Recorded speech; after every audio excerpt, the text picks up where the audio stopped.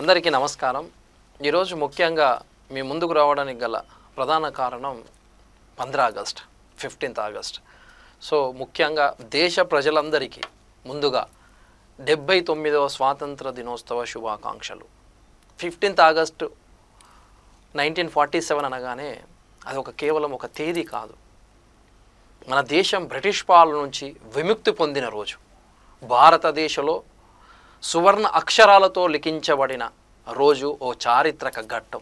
ఆ రోజు బ్రిటిష్ పాలన నుంచి విముక్తి పొందడానికి ఎంతోమంది స్వాతంత్ర సమరయోధుల త్యాగాలు, వారి పోరాటాలు, ఆ ఫలితంగానే మనం స్వాతంత్రం సాధించుకున్నాం ఆనాడు. అంతేకాదు, గాంధీజీ సత్యం, అహింస సిద్ధాంతం మరియు సత్యాగ్రహ, శాంతిదూత లాంటి పోరాటాలు, మీసాలను మెలిపెట్టిన భగత్ సింగ్, సుఖ్దేవ్, రాజ్గురు లాంటి ఆత్మత్యాగాలు, సుభాష్ చంద్రబోస్ లాంటి ధైర్య సాహసాలు, భారతమాత సుభాష్ చంద్రబోస్ అని అన్నట్టుగా వారందరి త్యాగాలు మరవలేనివి. వీరందరికీ మనం వందనాలు చేయాల్సిన రోజని తెలియజేస్తూ ఉన్నాను. గడ్డిపోచలన్నీ తాడును పెనుకొని ఏనుగును బంధించినట్టుగా అనేక త్యాగాల ఫలితంగానే దేశానికి స్వాతంత్రం వచ్చింది. ఈ 79 ఏళ్లల్లా మన దేశం, భారతదేశం ప్రపంచ చిత్రపటంలో సమున్నత స్థానానికి చేరిందనేది అక్షర సత్యం. ఈరోజు అగ్రరాజ్యాలతో పోటీ పడుతున్నది భారతదేశం. భారతదేశం ప్రపంచంలోనే అతిపెద్ద ప్రజాస్వామ్య దేశం మరియు 4వ అతిపెద్ద ఆర్థిక వ్యవస్థ. ఇది మనందరికీ గర్వకారణం. కానీ ఈ విజయాల వెనుక అనేక త్యాగాలు, అనేక పోరాటాలు ఉన్నాయి అనేది అక్షర సత్యం.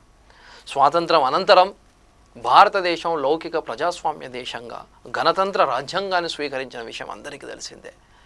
రాజ్యాంగం మనకు అమూల్యమైన వండర్ఫుల్ రైట్స్, హక్కులను అందించినది. అది అంబేద్కర్ రచించిన రాజ్యాంగం.